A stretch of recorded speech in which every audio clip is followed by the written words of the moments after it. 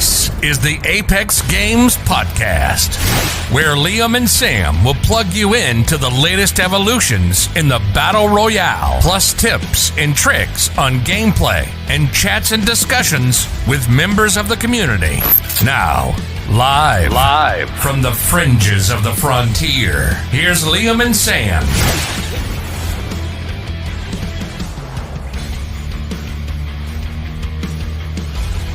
Hello and welcome to another episode of the Apex Games Podcast. I'm your host Liam, joined by my co-host Sam. How are you today, Sam? I'm pretty good.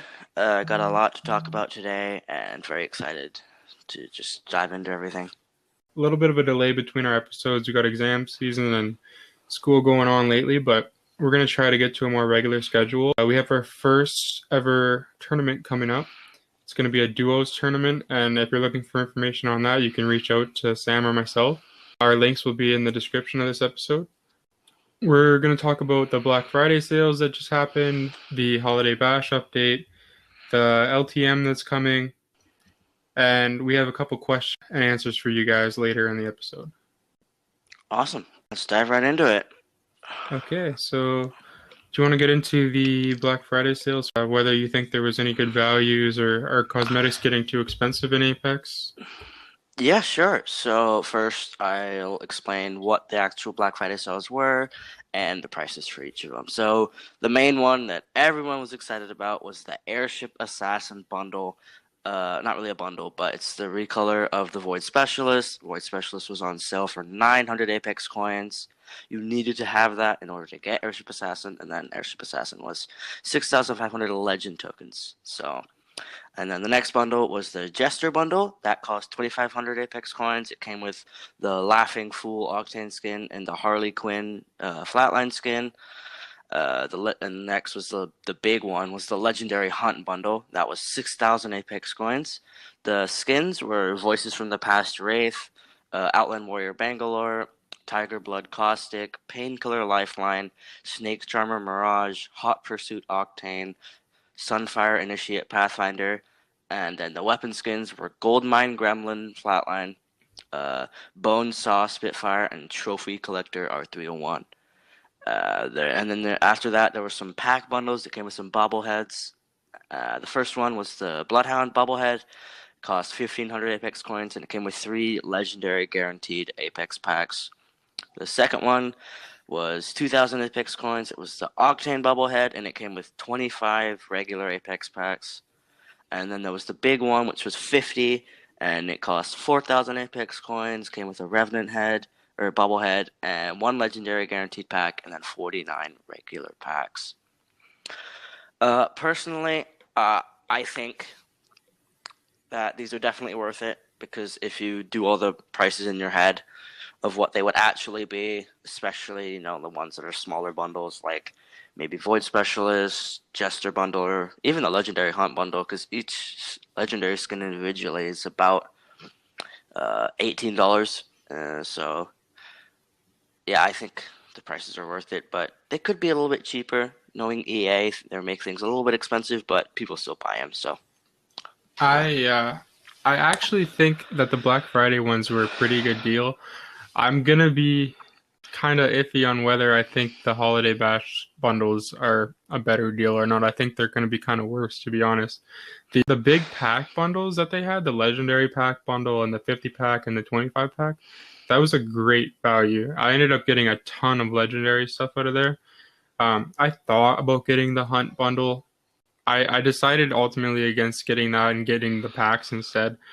But I did get some really nice legendary skins out of them. And I ended up getting enough crafting to, I think, craft 2 more legendary skins with all the crafting I got out of all the packs. And then I did get the Airship Assassin too. I seen that it was only 900 coins or whatever for the Void Specialist. And then I had tons of legend tokens saved up. I had like 20,000. It was only 6,000. So I had to get that. yeah, of course. That's the main thing everyone was excited about, like I said before. So I think pretty much everyone either got that skin or really, really wanted to. So it just looks so different. It really does. It's a good skin. It's not as flashy as all some of the legendaries, but it's a good skin for sure. Mm-hmm. Next, we're gonna go into the holiday bash and talk. First, we're gonna talk about some of the bundles in there, at least the ones that Shrug Tall, Data Miner on Twitter, the ones that he leaked. The first one is the Gibby Polar Bear one, which it comes with the Gibby Polar Bear skin, a charm, and then a G7 skin.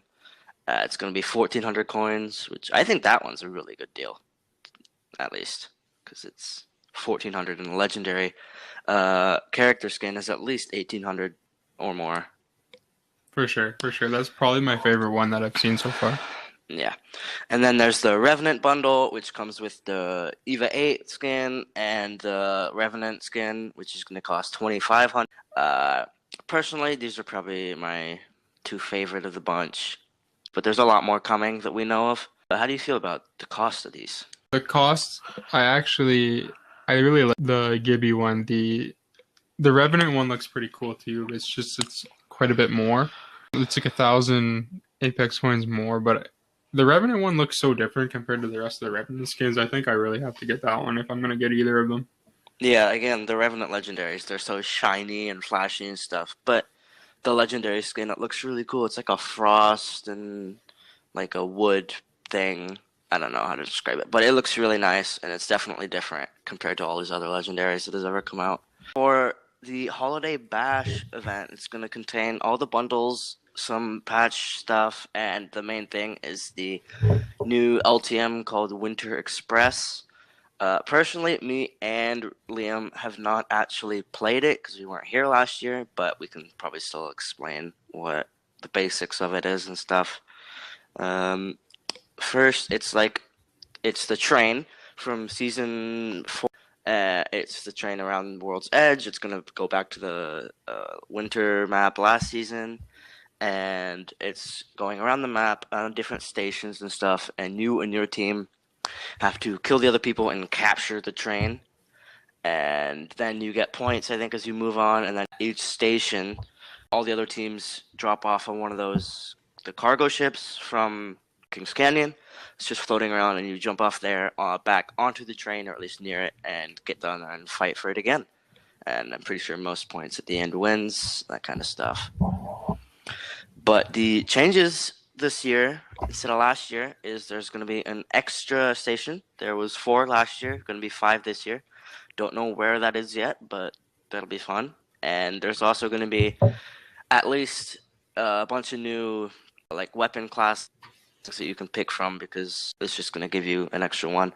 And one of the devs, Daniel Klein, said on the third party, one of them is going to be a devotion with turbocharger. So that'll be fun. How do you feel about that? I think it's going to be very powerful. It might need to get removed. I'm not sure. It depends how people use it, play with it, that kind of thing. But it'll for sure be fun to use. The classes are legend specific, right? I'm pretty sure they are. I could be wrong. I think they could balance that easily by having it on somebody that can't move very well. Mm-hmm. Like throw that on maybe not Gibraltar, because Gibraltar has a shield and that wouldn't work too well, but like another like Caustic or something. Yeah. Somebody that's not going to be like just flying out of there, coming at you full speed, not a Octane. So yeah. I think that would maybe balance it a little bit more, but we'll be interested to see how they do that. For sure. Okay. Now we're gonna get into a little thing. We've learned that a bunch of people in our Discord specifically, we got a few newer players to the game, and they just want to know like where to drop, how to do it, that kind of stuff. So basically on how different ways that the beginners can improve quickly in this game, because it gets pretty difficult at the start for the newer players for sure. I know when I first started playing, I was struggling. So anyone that could have reached out with some tips, I would have really appreciated it. But I learned the hard way. But it's definitely a fun game, and now that we know a little bit, we like to share with our newer listeners. Yeah, for sure. Okay, so why do you think first, like dropping hot, like first spot off the drop ship, and just going straight down and just landing and just fighting against all the other squads. Why do you think that would probably help newer people? I think there's two ways to look at this. When we talk about dropping hot, we can be talking about dropping right off the bus, which like you said, you're gonna end up in a lot of fights. You're gonna get shot from all angles. It's gonna be really hectic. And then there's the other option of dropping into the high tier loot. There's also going to be a lot of people, but you're guaranteed to get some decent stuff out of there if you survive. If you survive and you take out those other two squads, you're going to be pretty good. The first option, dropping right off that bus, you're going to have all squads coming at you. You're going to have your head on a swivel, and you're going to need to know where your teammates are at all times, because it's very easy to get separated at the start. Not everyone wants to drop into the same building, which can sometimes be a mistake. If you're with your team and there's a lot of other teams nearby, if you got a decent enough sized building, just drop with your team. You might not all get 2 weapons, like with ultimate attachments, everything you wanted, but you're going to be much better off than running off into another building where you find another squad and you're by yourself. Yeah, for sure. I've learned that a lot. I've seen a lot of players, they do that. A lot of the newer players in trios, they'll separate themselves so much. They'll split off and drop solo, and they'll end up in another team's building. And then the other 2 guys are just trying to get their stuff together, and that guy's getting killed already because there's 3 guys punching him to death. So you're better off just to drop with your team, talk to each other, communicate, say, oh, I got a gun for you here. I'll take one. You take this one. And most of the time, you're going to be able to work together to take out that other squad, and then everyone will have something. Yeah, for sure. I think personally how I've learned and how it's helped me, like dropping straight down, I think it can help by getting get you faster reaction time, and like knowing what the other team's doing and how they do it, and then reacting to that specifically. And because newer players, they think about everything they do, like, oh, should I pick this up? Spend like a minute debating what guns to pick up. I think it helps you just pick up guns and shoot, and it'll just help with knowing what guns you like, what guns not to pick up, how with faster looting, all that kind of stuff that new players always need. For sure, for sure. That's another thing I see people do is the newer players, they'll open a box at the start of the game and they'll try and decide, oh, do I want this or do I want that? And then by the time they decide, somebody's ran by and cleared the box out and killed them. You got to be able to, at the very start anyways, you got to be able to just open the box, run by, and have everything in your inventory. Just spam that X button, pick up everything in that box. Doesn't matter if you got 3 shotgun bolts and an alternator. You're just going to try and take out that other squad that's on you, and then you can decide what you actually need. Yeah, that's called panic looting. You just go around spamming pick up on everything you can, and it really does help. Panic looting is the way to go at the very start. Yeah, for sure, for sure. And then the other thing you mentioned was the hot zones around the map. Can you explain what those are and how they help other people? Yeah, for sure. The hot zones are the blue zones that you'll see at the start of the match. They'll be in a different area pretty much every match, but they always are guaranteed to have some type of high tier loot. They'll have better armor, blue, purple armor, sometimes gold, higher level weapon attachments, better weapons, less P20s. You'll find more flatline Spitfires, at least something you can work with. I spent probably the last 2 weeks exclusively dropping in the hot zones, and I've definitely learned a lot more how to do that properly. Now what I do, instead of dropping in there and like I said, splitting off from your team, there's usually enough loot to just everyone grab something, go take out that other squad, because there's going to be 1 or 2 other squads at the minimum that drop there with you. And then if you get that other squad wiped early, you're fully kitted. You're ready to go. You can just loot. You don't have to loot the whole game. You can just search buildings when you come across them. You're not panicking, looking for better armor and stuff throughout the whole match. You're not going to run into the final circle with gray armor. You're going to have the best stuff, or even just high tier stuff by the time you hit the end, and enough at least to be able to compete with. Yeah, for sure. Yeah, like you said, knowing the loot patterns on maybe even unnamed location places, because sometimes that happens. Loot to help your team survive and kill off the other 2 squads or however many there are there beforehand, and then you can just go around and killing people. And another reason I think it really helps is because if you have a proper team composition, you got like a recon legend on your team, and a defender and an attacker. Like your recon legend is going to be able to find out where you guys need to go. You loot that high tier area quickly, fight one or two other squads that are nearby, and then get to the other circle, get to the farther one, because you're not going to have to fight all the teams that are pushing in at the last second and getting killed from 4 different angles. Like that's another major reason where I've found out like that's a huge benefit of dropping in those high tier loot areas is because you don't need to search all those other buildings at the end. So you can just run past them all and get set up in that circle that you're supposed to be in. For sure, for sure. Another thing for the newer players, I've noticed that they don't use and they don't even know what survey beacons are. Can't stress this enough though, but survey beacons are amazing. Only recons can use them. It used to be only Pathfinder, which made him a lot more popular, but now it's all recon legends, and it reveals the location of the next ring inside the ring that's already going. It just helps because even if you land with your teammates, you'll still, yeah, like you said, you'll still definitely get enough. I think it's very helpful knowing the next rotations and all that kind of stuff, but I've just seen a lot of new players not even know what they are and just completely ignore them. What do you think is the best recon for new players to play? New recon, I personally think it's probably Bloodhound because of how simple the scan and the ult are. You can just push a button and it just reveals the people for 4 seconds. I would agree. I think crypto is probably the most complicated. You don't want your newer players trying to figure out how to use the drone way behind you. Like that's something you guys can work together as a team and figure out in a later, like on your own time. And then I think Pathfinder, he's kind of new person friendly, but you have to understand his movement mechanics to be able to use him properly, especially the ultimate to get the whole team to a proper spot. Like Bloodhound, you just tap a button and it shows you where everyone is, and then the ult, like you just tap a button again. So it's the only thing with the ult is you just got to be careful that you're keeping an eye on your health, because it's easy to not realize when you're in the grayed out mode that you're getting shot pretty hard. So Bloodhound is definitely, in my opinion, the most beginner-friendly recon legend. For sure, for sure. All right, I think that wraps up what we had written down for the new player help. If you need anything else, send us questions. Send us questions, DM us on Discord, that kind of stuff. That's probably the best place where you can reach us.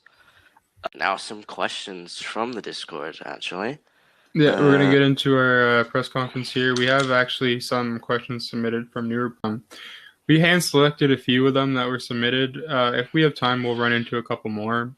We like to have people reach out and ask us like questions that they want to hear answers to. So this first one comes from Fake Mustache from the Discord.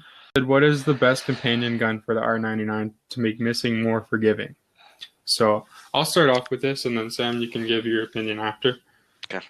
I personally prefer to run a long-range single-fire weapon, such as the triple take or the wingman, when I'm using this gun, because the R99 is meant for such close range. I like to run a harder-hitting single-fire weapon like the triple take, get a headshot and a down, get a crack, get some kind of major damage on them, 2 hits with the wingman, something to put them down a bit, and then run in with that R99. Hopefully by then you have, like, hopefully by the time you're using the R99 as your, like, main cleanup weapon, you have at least a level 2 extended mag. Using that with no extended mag is kind of iffy. It shoots so fast, it's really easy to miss the shots, but if you do hit all your shots and you do have that extended mag, it does put out a lot of damage. Yeah, for sure. It can really do a lot of damage depending on how you use it. But for me, personally, I like R400 loadout. If you don't know what that is, it's the R99 and the R301. I like the R301 with the R9 because you can use it from short to medium range depending on what you like with the single fire select fire mode, because you can just chuck like a 2 to 4 on there if you need to, or I mainly use just a 2 bruiser 2 times and just hit them with a few single fire shots beforehand and then go rush in with the R9. Let me say this. It was better to use single fire when the Anvil receiver was in the game, because it encouraged single fire modes. It would just do increased damage and stuff for single fire, which was very good. But now that it's still the single fire mode is still very underused because people try to spray full auto from like a distance. And For sure. I definitely would like to try that out. I've never really tried out. This is often, I often do this because the offhand weapons allow me to engage enemies at medium to long range, hit them with 1 or 2 hard shots, get the armor crack, and then push them with the R99 and clean it up. It can be very difficult to push with the R99 against enemies with purple shields. If you run in there and you miss half your magazine and they light you up, you're almost guaranteed to die. So that's usually why just what I would recommend doing that. So yeah. The 301 in single fire, I've used it a tiny bit like in the practice range and stuff, but I've never really used it too much in game. I think it's definitely an interesting way to play it though. Mhm. I hope we answered your question properly, Fake Mustache. I would definitely try out both of these playstyles, see which one you have more success with.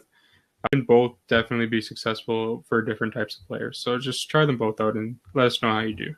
Yeah, for sure. Next question is from Who is Tori. Says, should Respawn add to the firing range / training to make it more useful for newer players? Okay. So this one comes from one of our more active members in Who is Tori. She's one of our newer players too, so this is a great question. I think that it would be a great idea for Respawn to add to the firing range. It would be interesting, though, to see a practice royale mode come to the game where players drop into a smaller version and play against AI opponents. I think it'd be really helpful for newer players to master the legend abilities this way without worrying about their stats and being too competitive. Yeah, for sure. It's not really an Easter egg, but in the firing range, if you go into, I think, the furthest on the right, called like the spawning area, and you go up top with Pathfinder and you switch legends, it actually turns on the dummies. You can actually shoot them and they shoot back at you, which is very fun to do, but it's kind of hard to get guns because they're just shooting at you the whole time. But yeah, there's a few easy steps to turning that on. You can find it on YouTube. Yeah, Find it online, just go. But it's definitely a fun way to get some practice in with the bots. I would definitely recommend, though, put like a Mirage or something to start out, or even an Octane, just so you can grab that armor and a gun quickly. Just to take out the first wave of bots, and then after that you get like, I don't know, 10 seconds or something to pick up the rest of your kit. So yeah, and the other thing, like you said about the practice mode, practice royale, whatever, I think that would be very good to have, or even like the playground mode from Fortnite. Like you just have like 4 hours or something of just you and your friends just in the map without any storm or zone or anything coming in. It's just you, the map, and your friends, and just having fun. I think that would be very helpful to like know the map rotations. I know they added kind of something like that this season with the I can't remember what it was called, but it was just like shooting is off, and you just go around in the map and just look at the map and just know the rotations and stuff, which, gotta admit, was very helpful. For sure. We have another question here from Steve, who is another one of our more active members. He asks, favorite kit in general, and do you guys change it up at all in the final circles? So do you want to take that one first, Sam? Yeah, like I said, I like running R400, or sometimes I swap out the R9 for maybe swap out maybe the R9 for the G7, have that kind of loadout or something like that. I like maybe medium range kind of stuff, but endgame, I do swap it out if I maybe find like a Peacekeeper or a Kraber or something, like that kind of stuff. I'd probably swap out the G7 for the Kraber, Prowler for the R301, that kind of stuff, but if I find the guns that I like in the beginning, I don't really swap it out that much. I'm a little bit the same way, but at the same time, it depends on when I'm running at the start. I like to run a sniper, either the Sentinel or the triple take is usually what I'll use. So I'm always looking for that at the start, and then I'm also looking for an R9 to go with that, or an R301, or a Spitfire even, something that just puts down a lot of shots at a relatively decent rate without having to reload too much. And then because of that, if the circle gets small, if I know it's like out in the open and it's going to be small, even inside of a building, if it's going to just be a really small circle and there's still a couple teams left, I'll drop that sniper for a wingman. I'll drop it for like a Mastiff, an Eva with a decent shotgun bolt, something to shoot a little closer up because I'm not going to try and snipe someone from 2 feet away. So that's that's the main thing that I'll change. And then like if you're looking for favorite like legends, personally I've been using Mirage quite a bit. His tactical could be better, but most of the time, like, I'm not using his tactical to save my life. I'm just using it to get a little bit of a distraction off while I run around a different way. And it's his ultimate is really where it's at. If you're getting pushed by 1, even 2 players, and you're in a small building and they don't know exactly where you are yet, as soon as they get on top of you, pop that thing off, get to a different angle and shoot them in the side. 9 times out of 10 it works, and you at least get a decent amount of damage done on them before they even know where you are. Exactly. And yeah, with his ult, it charges every 60 seconds, so you can pretty much use it every fight. I definitely do. Yeah, it's very good. It's very good. He is very underrated, in my opinion, as well. So, yeah.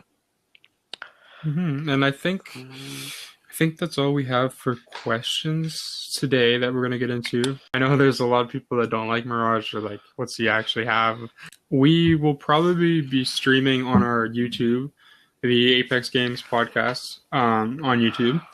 We stream usually 2 times a week, sometimes for longer periods, up to 2 hours, sometimes lesser, like half hour to an hour. We don't have consistent days of the week yet, but we try and make a regular occurrence. Once we get more consistent days, we'll for sure let you know. But yeah, that's all we have for today's episode. Feel free to leave us a review. If you want to put your questions in the reviews, we'll get to them for sure. If you want to join the Discord, we'll put a little information on that in the episode description. Send us your questions. We'll get to your questions if we can. But thanks for listening, guys. And this has been another episode of the Ap3x.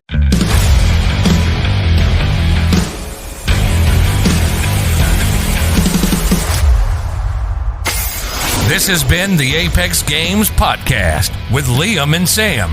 If you haven't already, subscribe to this show now to be the first to hear new episodes, jam-packed with more news and gaming updates, along with tips, tricks, and chats about Ap3x legends. If you can't wait until the next episode, keep up with Liam and Sam on Instagram at the Ap3x Games podcast.